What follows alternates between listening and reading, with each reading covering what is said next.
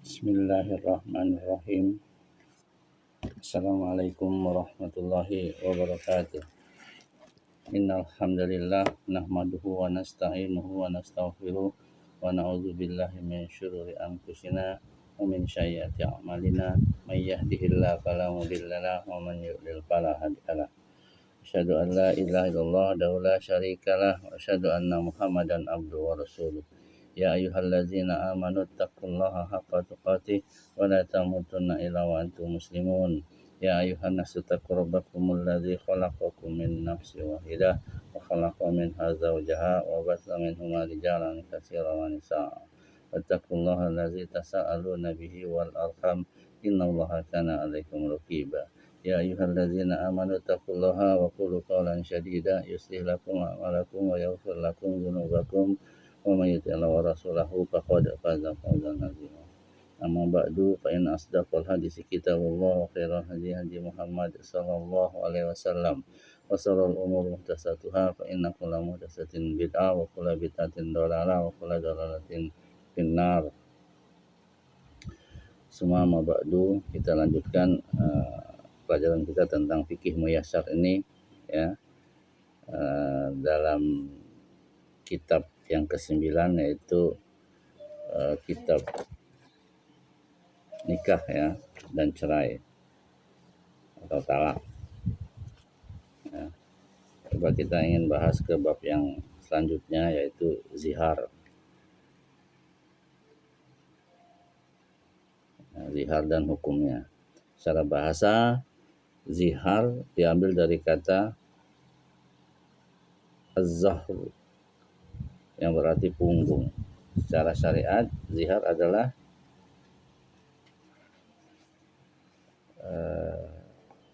tindakan suami menyamakan istri atau sebagian dari istri dalam pengharaman dengan salah satu mahram dengan dasar nasab atau musyawarah ya, pernikahan. Manakala seorang laki-laki menolak untuk menggauli istrinya, kemudian dia berkata, "Kamu bagiku adalah seperti punggung ibuku atau saudara perempuanku atau selain keduanya." Bila suami melakukan ini, maka sungguh dia telah menzihar istrinya. Hukumnya zihar adalah haram ya. Dalilnya firman Allah dalam surat Al-Mujadilah ayat 2, A'udzubillahi minasyaitonir rajim. Allazina yuzahiruna minkum min nisa'ihim ma hunna ummahatihim in ummahatuhum illa allai waladnahum wa innahum layakuluna munkaram minal qawli wa zura. Artinya orang-orang yang di antara kalian yang menzihar istrinya dan menganggap istrinya bagaikan ibu mereka, padahal istri mereka itu bukanlah ibu mereka, karena sesungguhnya ibu-ibu mereka hanyalah perempuan-perempuan yang melahirkan mereka, dan sesungguhnya mereka benar-benar telah mengucapkan suatu perkataan yang mungkar dan dusta.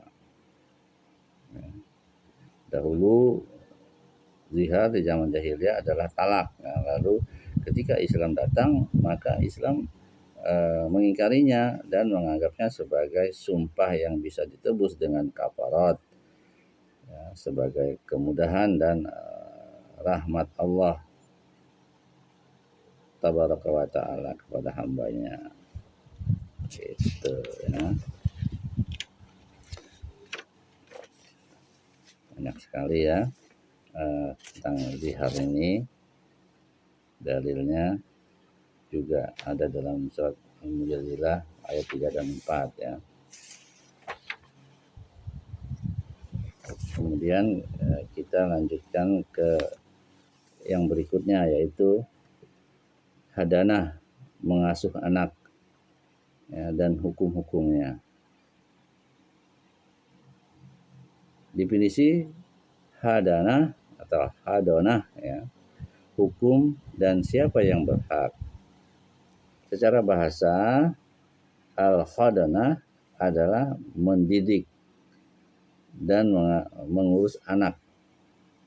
Ia diambil dari kata al-khadnu yang bermakna di sisi karena mendidik, karena pendidik dan pengurus merapatkan anak-anak di sisinya. Kata al-khadinu atau al-hadina adalah laki-laki atau perempuan yang diserahi hak asuh untuk menjaga dan mengurus anak. Secara syariat, ya, itu tadi ya, secara bahasa, secara syariat mengasuh anak, ya, hadana itu mengasuh anak adalah menjaga anak yang belum bisa membedakan dan belum mandiri, dan mendidiknya dengan pendidikan yang memperbaiki jasmani dan rohaninya serta menjaganya dari apa yang berbahaya baginya. Hukum hadana, ia wajib atas pemegang hak hadana atau hadonah bila tidak ada yang lain, atau ada namun yang diasuh tidak menerima orang lain karena mungkin dia akan celaka atau ditimpa mudarat disebabkan tidak dijaga, maka dia harus dijaga agar tidak celaka. Bila pengasuh berjumlah banyak, maka hukumnya menjadi wajib kifayah. Siapa yang berhak, ya, memegang hadana? Hadana diberikan untuk kaum wanita dan kaum laki-laki yang berhak atasnya. Hanya saja kaum wanita didahulukan dalam hadana, ya, ini atas kaum laki-laki karena mereka lebih penyayang dan lebih lembut terhadap anak-anak. Bila kaum wanita tidak berhak atas hadana, maka hak ini dikembalikan kepada kaum laki-laki karena mereka tidak mampu menjaga, melindungi, dan mewujudkan kebaikan anak-anak. Hadana anak adalah hak kedua orang tuanya manakala pernikahan di antara keduanya masih tegak.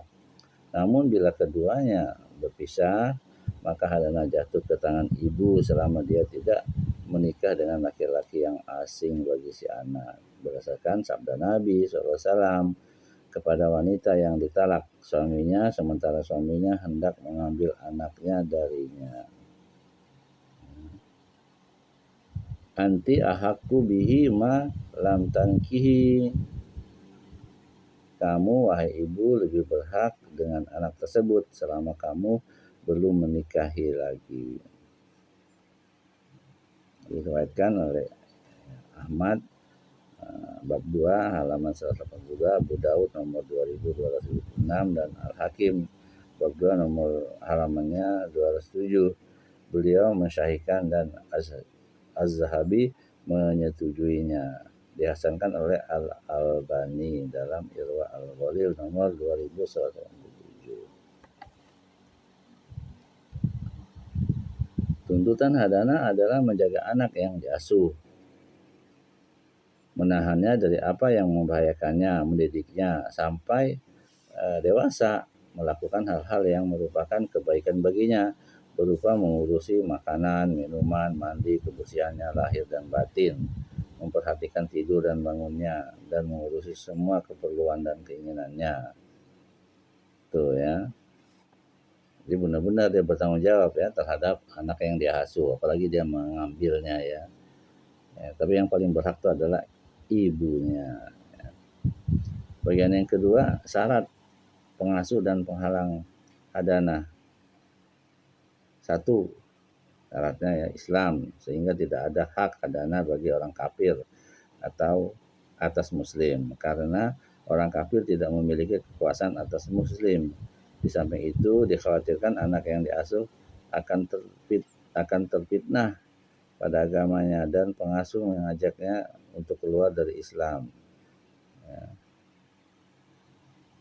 2, syaratnya baligh dan berakal, sehingga tidak ada hadana untuk anak-anak orang gila dan orang yang lemah akal karena mereka tidak mampu mengurus diri mereka sendiri, bagaimana mengurus orang lain, dan mereka masih membutuhkan orang lain untuk mengurus mereka. 3, Orang itu harus amanah dalam agama dan menjaga diri, sehingga tidak ada hadana bagi pengkhianat dan orang fasik, karena orang ini tidak bisa dipercaya hidupnya, ya. Hidupnya anak-anak bersama mereka berdampak buruk pada diri dan hartanya. 4. Mampu mengurusi kebutuhan anak, baik jasmani, materi maupun dan yang lainnya. 5. Pengasuh bebas dari penyakit menular seperti kusta dan lainnya. Ya, jadi pengasuh juga harus sehat ya. Pokoknya kita nggak boleh lemah apalagi ya. 6. Pengasuh adalah orang yang bertindak benar sehingga tidak ada hadanah bagi orang yang bertindak bodoh. Jadi harus pintar juga ya, dan penghaburan harta agar dia tidak menghabiskan harta anak yang diasuh. 7. Pengasuh adalah orang merdeka hingga tidak ada hadanah bagi hamba sahaya. Syarat-syarat ini berlaku umum bagi laki-laki dan wanita. Dan untuk wanita ada tambahan syarat lain, yaitu hendaknya tidak menikah dengan laki-laki asing dari anak yang diasuh, karena dalam kondisi ini dia akan sibuk dengan hak suaminya berdasarkan sabda Nabi SAW. Ya, sudah dibacakan ya hadisnya, sudah ditajari telah dibahas pada pembahasan sebelumnya ya. Hadanah gugur dengan adanya penghalang dari penghalang-penghalang di atas atau tidak terpenuhi salah satu syarat dari syarat-syarat di atas. Jadi kalau 7 syarat ini tidak ada pada hadanah ya, pada yang calon pengasuh, maka gugur ya. Gitu. Bagian yang ketiga di antara hukum yang berkaitan dengan hadanah. 1. Bila salah satu dari kedua orang tua anak yang diasuh melakukan safar panjang dan tujuannya bukan menyakiti pihak lain ya, dan keadaan jalan aman, maka bapak lebih berhak atas hadanah, sama saja apakah dia musafir atau mukmin, karena dialah yang bertugas mendidik anak dan menjaganya. Bila dia jauh maka anak-anak terlantar. Jadi bagaimana kalau pengasuhnya, kalau bapaknya Islam, ibunya kafir, harusnya kembali ke bapaknya sebagai hadanahnya ya. Gitu. Seperti kasus banyak ya. Gitu. 2. Bila safar hanya ke kota yang dekat tidak mencapai jarak qasar, maka hadanah untuk ibu, baik dia musafir atau mukim, karena ibu lebih sayang sementara bapak masih tetap bisa memantau dan mengawasinya. Namun bila safarnya panjang dan untuk sebuah hajat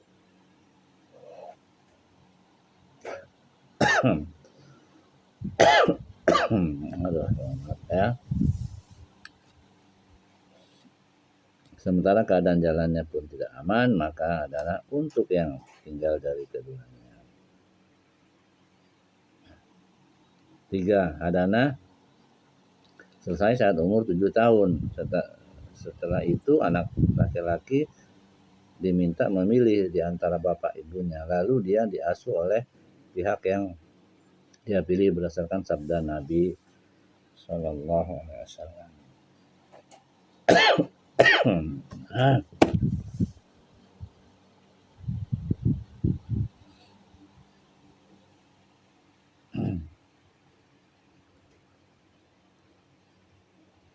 Ya gulamu, haza abuka wa hazihi ummuka, wa khuz biyadi ayyihima syi'ta, fa akhadha biyadi ummihi fantalaqat bihi.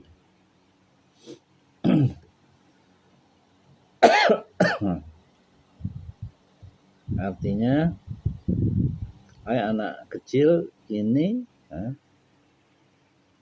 bapakmu dan ini ibumu, peganglah tangan siapa yang kamu inginkan? Lalu dia memegang tangan ibunya, maka sang ibu membawanya pergi. Ya. Diriwayatkan oleh Ahmad ya, dan yang lainnya. Sedangkan rahmat Allah, putusan memberikan pilihan ini juga ditetapkan oleh Umar bin Al-Khattab dan Ali bin Abu Thalib radhiyallahu anhuma. Namun ia diberi pilihan adalah anak yang berakal dan bapak ibunya sama-sama kapabel untuk mengasuh. Tuh, ya. Adapun anak perempuan bila dia sudah mencapai umur 7 tahun maka dia bersama bapaknya karena bapak lebih bisa menjaganya dan dia adalah wakil yang paling berhak daripada selainnya, dan saat itu sang anak sudah mendekati usia menikah. Jadi kalau perempuan anaknya udah umur 7 tahun tidak ada pilihan selain bapaknya. Kalau laki-laki ada pilihan, suruh milih ya. Mau ibu apa bapak, suruh pegang tangannya. Kalau dia megang ibu ya pilih ibu, kalau bapak ya bapak. Makanya untuk kasus artis ya itu ada ya, khusus saya sebutkan namanya, anaknya perempuan semua, ya harusnya kembali ke bapaknya. Pengadilan akan memutuskan seperti itu. Gitu.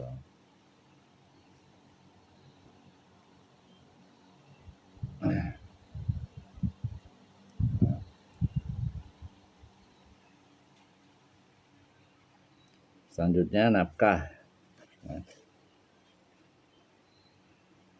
Definisi nafkah secara bahasa an-nafaqah diambil dari al-infaq. Aslinya bermakna mengeluarkan dan menghabiskan. Namun infak hanya dipakai untuk kebaikan. Secara syariat ya, nafkah adalah mencukupi kebutuhan orang yang menjadi tanggung jawabnya dengan cara baik, mencakup makanan, pakaian, tempat tinggal, dan hal-hal yang mengikutinya. Ya. Macam-macam nafkah. Nafkah seorang kepada dirinya, nafkah seorang kepada pokok nasabnya, nafkah seorang kepada cabang nasabnya, nafkah seorang kepada istrinya. Yang pertama ya, tadi itu macam-macam nafkah. Yang pertama, nafkah kepada dirinya, wajib atas seorang dalam berinfak untuk memulai kepada dirinya sendiri bila dia mampu, berdasarkan hadis Jabir radhiyallahu anhu, dia berkata, seorang laki-laki dari Bani Ujrah memerdekakan hamba sayanya sesudah matinya. Lalu Rasulullah SAW bersabda padanya,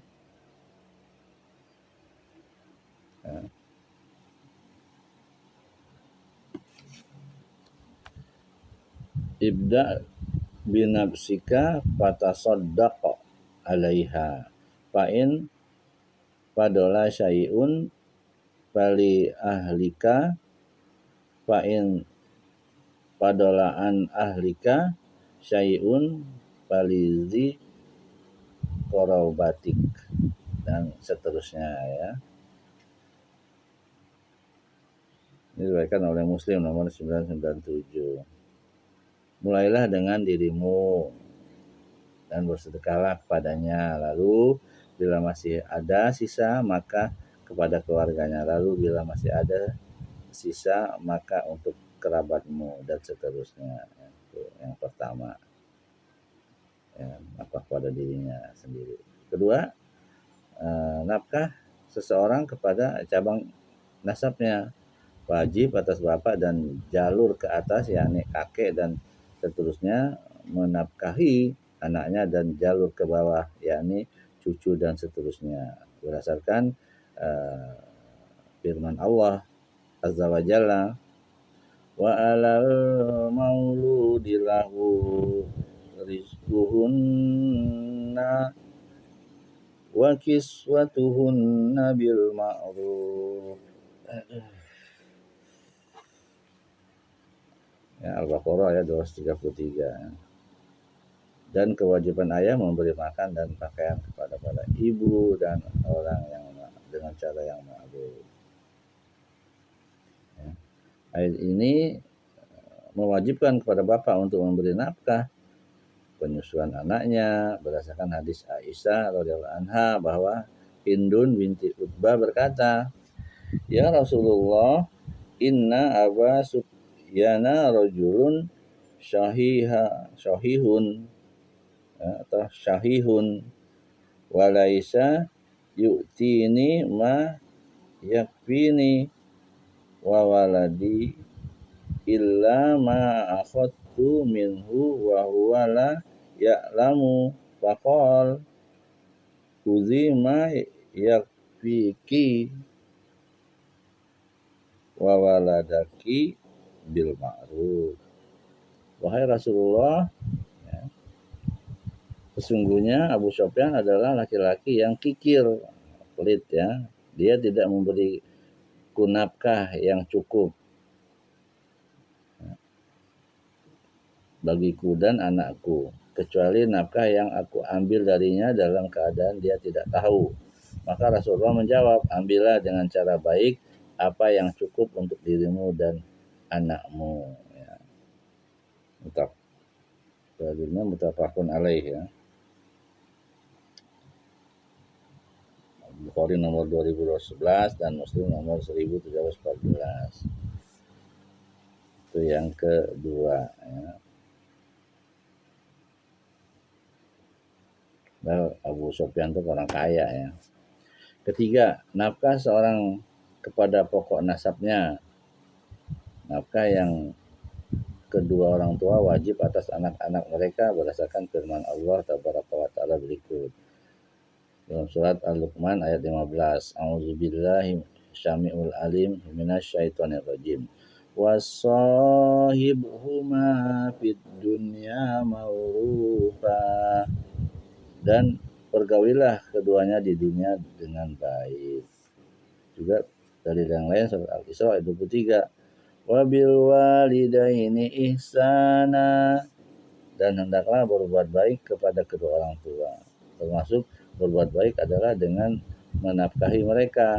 Bahkan hal itu termasuk perbuatan baik yang paling besar terhadap keduanya berdasarkan hadis Aisyah radhiyallahu anha bahwa dia berkata, Rasulullah SAW bersabda, inna atyabama akalar rajulu min kasbihi wa waladuhu min kasbih. Sesungguhnya nafkah terbaik yang dimakan seorang adalah nafkah dari hasil usahanya dan anaknya termasuk hasil usahanya. Diriwayatkan oleh Tirmidzi nomor 1358, Abu Daud nomor 3528 dan An-Nasa'i ya bab 7 halaman 241 dan Ibnu Majah nomornya 2137 disahihkan oleh Syekh Albani dalam Sahih Sunan An-Nasa'i nomor 4144. Juga berdasarkan hadis Abdullah bin Amr bin Al-As radhiyallahu anhuma bahwa Nabi SAW bersabda, anta wa ma luka liwalidika inna auladakum min atyabi kasbikum fakulu min kasbi auladikum. Kamu dan hartamu adalah milik bapakmu. Nah, ini dia ya, dari anak itu milik bapak. Sesungguhnya anak-anak kalian termasuk usaha kalian yang paling baik, maka makanlah dari usaha anak-anakmu. Ya. Diriwayatkan oleh Abu Daud nomor 3530 dan disahihkan oleh Al-Albani dalam Al-Irwa Al-Qalil nomor 838 ya. Yang keempat, nafkah seorang pada istrinya. Nafkah istri wajib atas suami berdasarkan firman Allah Azza wa Jalla berikut. A'udzubillahi syami'il alim minasyaitonir rajim. Ar-rijalu qawwamuna 'alan nisa'i bima faddalallahu ya'dhum 'ala ba'din wa bima anfaqu min amwalihim. An-Nisa ayat 34. Kaum laki-laki adalah pemimpin bagi kaum wanita karena Allah telah melebihkan sebagian mereka laki-laki atas sebagian yang lain, ya. Dan karena mereka laki-laki telah menafkahkan sebagian dari harta mereka.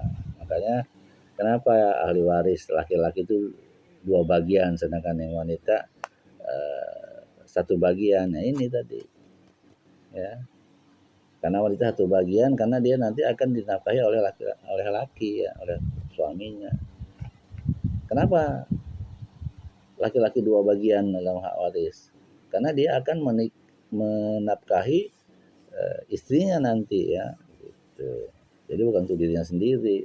Kalau istri 1 bagian untuk dirinya sendiri dia. Itu. Dan berdasarkan hadis Jabir dalam khutbah Nabi SAW ketika haji wada, walahunna alaikum rizquhunna wa kiswatuhunna bil ma'ruf. Hak para istri atas kalian adalah kalian memberikan nafkah dan pakaian untuk mereka dengan cara yang baik. Yang diriwayatkan oleh Muslim nomornya 1218. Dan berdasarkan sabda Nabi SAW yang lain pada hadis Jabir di atas, fa'in fadola syai'un fali ahlika, bila masih ada sisanya maka untuk istrimu. Juga berdasarkan hadis Aisyah radhiyallahu anha di atas tadi, yaitu sabda Nabi SAW kepada Hindun, tadi hadisnya panjang ya, yang dipenggal, huzima yakfiki wa waladaki bil ma'ruf, ambillah dengan cara baik apa yang cukup untuk dirimu dan anakmu, ya, karena suaminya pelit, ya. Abu Sufyan itu pelit, makanya Hindun bilang saya mengambil tanpa diketahui oleh suaminya. Karena Nabi, ambillah dengan cara yang baik. Suami wajib menafkahi istri, mencakup makan, tempat tinggal, pakaian, dan hal-hal yang pantas baginya. Nafkah ini wajib untuk istri yang masih terikat pernikahan dengannya, termasuk istri dalam talak roj'i selama masih dalam masa iddah. Adapun istri yang ditalak dengan talak bain, maka tidak ada hak nafkah baginya dan tidak ada tempat tinggal kecuali bila dia hamil, maka dia mendapatkan nafkah berdasarkan firman Allah dalam surat At-Talaq ayat ke-6 ya. A'udzubillah syamil alim minasyaitonir rajim. Wa in kunna ulati hamlin fa'anfiku alaihinna hatta yada'na hamlahun. Dan jika mereka, maksudnya istri-istri yang sudah ditalak itu sedang hamil, maka berikanlah kepada mereka nafkahnya hingga mereka melahirkan. Saudara yang dirahmati Allah, bagian yang kedua, nafkah hamba sahaya dan hewan. Pertama, nafkah hamba sahaya hukumnya wajib atas majikan menafkahi hamba sahayanya, mencakup makanan, pakaian, dan tempat tinggal dengan cara yang baik berdasarkan firman Allah Azza wa Jalla berikut. Ya, dalam surat Al-Ahzab ayat 50. A'udzubillahi syamil alim minasyaitonir rajim. Qad alimna ma faradna alaihim fi azwajihim wa ma malakat aimanuhum. Sesungguhnya kamu telah mengetahui apa yang kami wajibkan kepada mereka tentang istri-istri mereka dan hamba sahaya yang mereka miliki, ya. Surat Al-Ahzab ayat 50. Dan juga sabda Nabi SAW, lil mamluki ta'amuhu wa kiswatuhu, hamba saya mempunyai hak makan dan pakaian. Diriwayatkan oleh Muslim nomornya 1662. Wajib memperlakukan hamba saya dengan lemah lembut dan mempekerjakan mereka sebatas kemampuan mereka, karena berdasarkan sabda Nabi SAW, wala takullifuhum ma yaghlibuhum fa in ka'abtumuhum fa'aituhun. Jangan membebani mereka apa yang tidak mereka sanggupi, lalu bila kalian membebani mereka maka bantulah mereka. Ya, diriwayatkan oleh Muslim nomor 1661. Itu ya, hak nafkah buat hamba saya. Menikahkan hamba saya. Bila hamba saya laki-laki meminta pada majikannya untuk menikahkannya, maka hendaklah majikannya menikahkannya berdasarkan firman Allah tabaraka wa ta'ala berikut ya. A'udzubillahi minasyaitonir rajim. Wa ankihul ayama minkum was-salihina min ibadikum wa imaikum. An-Nur ayat 32. Dan nikahkanlah orang-orang yang sendirian di antara kamu dan orang-orang yang layak menikah dari hamba-hamba sahayamu yang laki-laki dan hamba-hamba sahayamu yang perempuan. Sedangkan rahmat Allah, karena bila tidak dinikahkan oleh tuannya maka dikhawatirkan akan terjatuh ke dalam dosa perbuatan keji jika dia membiarkan kehormatan budaknya ternoda, ya kan? Bila hamba sahaya perempuan meminta menikah, maka majikannya memberinya pilihan antara menggaulinya atau menikahkannya atau menjualnya untuk menghilangkan bahaya dirinya. Jadi kalau hamba sahayanya perempuan, majikannya banyak pilihan ya. Iya, maka bisa pilihan itu jatuh menggaulinya atau menikahkannya atau menjualnya untuk menghilangkan bahaya darinya. Karena nggak ada ya, hamba saya itu sekarang tidak ada lagi ya. Tuh. Jangan babu dibilang hamba saya lagi nanti, nggak boleh ya. Nafkah hewan. Pemilik hewan wajib menafkahi peliharaannya, maka makan dan minumnya, mengurusi keperluannya dan memeliharanya berdasarkan sabda Nabi Sallallahu Alaihi Wasallam berikut.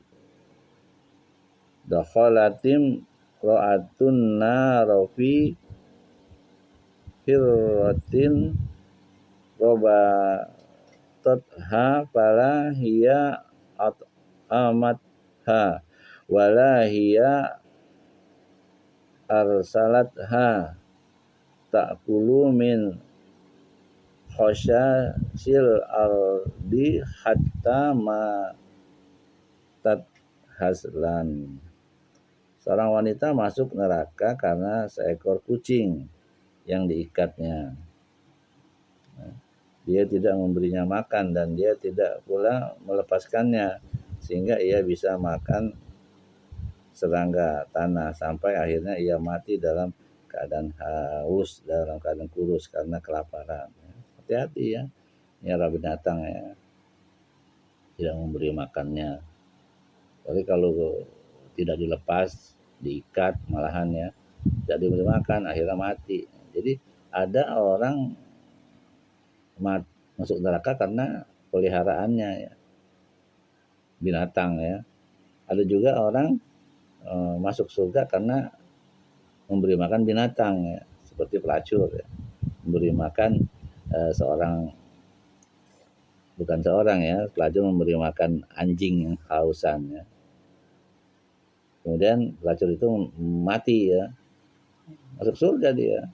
Padahal belum ada ibadah baru amalnya itu doang ya, memberi minum pada anjing yang kehausan. Di lain juga ada orang yang mati karena binatang juga, karena tidak memelihara kucingnya diikat tidak dilepas sehingga dia mati ya.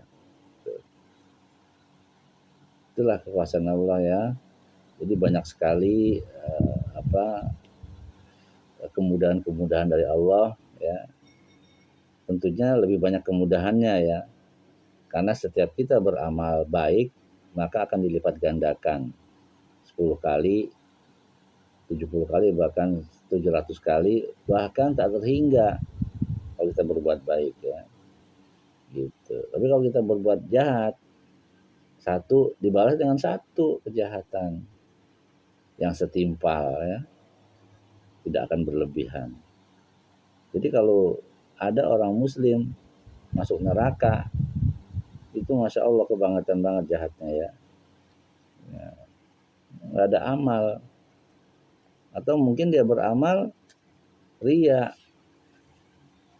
Atau dia melakukan kebid'ahan-bid'ahan mulu dalam beramal. Hati-hati ya. Rugi sekali kalau orang Islam masuk neraka ya. Gitu. Karena setiap perbuatan baik diganjar dengan 10 kali lipat, bahkan tak terhingga. Kalau dosa, perbuatan jahat dibalas dengan sesuai dengan apa yang dilakukan. Saudara yang rahmat Allah, hadis ini menunjukkan diwajibkannya menafkahi hewan yang dimiliki, karena masuk wanita ini ke neraka disebabkan dia tidak menafkahi kucing, sementara hewan-hewan piaraan lainnya statusnya sama dengan kucing tersebut. Bila pemiliknya tidak mampu memberikan nafkah kepadanya, maka dia dipaksa menjualnya atau menyewakannya atau menyembelihnya bila ia termasuk hewan yang bisa dimakan. Karena keberadaan hewan di tangan pemiliknya yang tidak menafkahinya adalah kezaliman yang wajib dihilangkan. Melihara kucing, melihara ayam bisa dijual, kucing juga sekarang bisa dijual belikan. Cuman itu ya, apa ya, termasuk mubah ya, ngaku tidak boleh ya. Itu saja yang bisa saya sampaikan ya. Mudah-mudahan ini bermanfaat untuk diri saya dan kita semua ya. Tentu saja apa yang benar itu datangnya dari Allah ya, apa yang salah itu datang dari diri saya sendiri karena kebodohan saya, karena minimnya ilmu saya mohon ampun kepada Allah, mohon maaf ya. Terus tentu saja kita selalu berharap kepada Allah dan berdoa agar ditambahkan ilmu yang bermanfaat ya, amal rezeki yang halal, amal yang diterima. Kita tutup dengan kafaratul majlis ya. Allahumma qsim lana min khasyatika ma taqulu bihi bainana wa baina ma'asik, wa min ta'atika ma tuballighuna bihi jannatak, wa minal yaqini ma tuhawwinu bihi alaina masa'ibad dunya. Allahumma matti'na bi asma'ina wa absarina wa quwwatina ma ahyaitana waj'alhul waritha minna waj'al sa'rana ala man zalamana wansurna ala man adana wala taj'al musibatana fi dinina wala taj'alid dunya akbar hamina wala mablagha ilmina wala tusallit alaina man la yarhamuna. Ya Allah, berilah kami rasa takut kepadamu, rasa takut yang dapat menghalangi kami dari maksiat kepadamu. Berilah kami ketaatan kepadamu, ketaatan yang dapat menghantarkan kami ke dalam surgamu. Berilah kami keyakinan yang dapat meringankan kami dalam menghadapi musibah dunia. Ya Allah, berilah kami kenikmatan dengan pendengaran kami, penglihatan kami, kekuatan kami selama Engkau hidupkan kami. Jadikanlah semua itu sebagai warisan kami. Jadikan balasan kami atas orang-orang yang menzalimi kami. Tolonglah kami dalam musuh-musuh kami. Janganlah Engkau jadikan musibah kami dalam urusan agama kami. Janganlah Engkau jadikan dunia sebesar-besar tujuan kami. Janganlah Engkau jadikan janganlah Engkau jadikan dunia sebagai puncak ilmu kami. Janganlah Engkau kuasakan kami kepada orang-orang yang tidak menyayangi kami. Subhanakallah wa bihamdik, asyhadu an la ilaha illa anta, astaghfiruka wa atubu ilaik. Wassalamualaikum warahmatullahi wabarakatuh.